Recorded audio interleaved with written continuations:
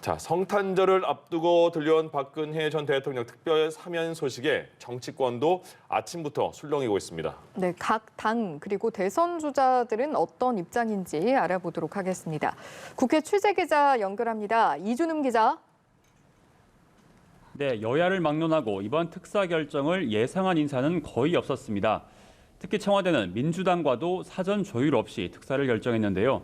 민주당은 공식적으로 결정을 존중한다는 입장을 내놨습니다. 송영길 대표는 문재인 대통령이 심사숙고를 거쳐 이같이 결정했다며 헌법적 권한으로서 이 결정을 존중한다고 말했습니다. 이재명 후보도 대변인을 통해 비슷한 입장을 전했는데요. 직접 들어보시죠. 문재인 대통령님의 국민 통합을 위한 고뇌를 이해하고 어려운 결정을 존중한다. 지금이라도 국정농단 피해자인 국민들에게 박근혜 전 대통령의 진심 어린 사죄가 필요하다. 다만 현실의 법정은 닫혀도 역사의 법정은 계속된다고 꼬집었습니다. 이 후보는 최근까지 박 전 대통령 사면에 대해 시기상조라며 뉘우침도 없고 반성도 하지 않고 국민에게 사과도 하지 않은 상태라고 반대 입장을 밝혀왔습니다. 이번 결정에 대한 당내 반발도 만만치 않습니다. 김용민 최고위원이 국민 통합은 국민이 정의롭다고 판단해야 가능한 것이라고 지적하는 등 비판의 목소리가 잇따르고 있습니다. 네, 국민의힘 윤석열 후보도 환영한다는 논평을 냈는데 다른 당의 입장도 전해주시죠. 네, 국민의힘은 짧은 공식 논평을 내놨습니다. 박 전 대통령의 사면을 환영한다는 입장입니다.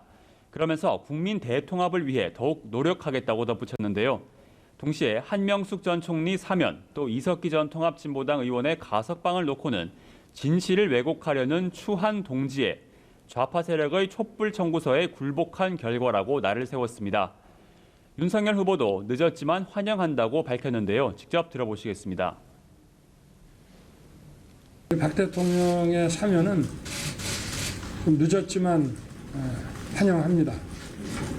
그리고 건강이 좀 안 좋으시다는 말씀을 많이 들었는데 하여튼 좀 빨리 건강을 좀 회복하시기를 바라겠습니다.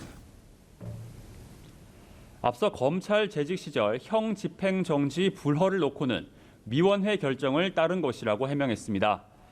사면 대상에서 빠진 이명박 전 대통령의 경우 국민 통합 관점에서 판단해야 한다고 했습니다. 반면 정의당은 강력한 유감을 표명했습니다.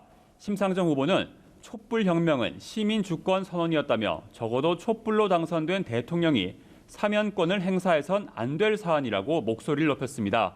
국민 동의도 구하지 않았을 뿐더러 거대 양당 후보 모두 사법적 심판대에 올라 있는 이 시점에서 기준을 흔드는 부적절한 행위라고 지적했습니다.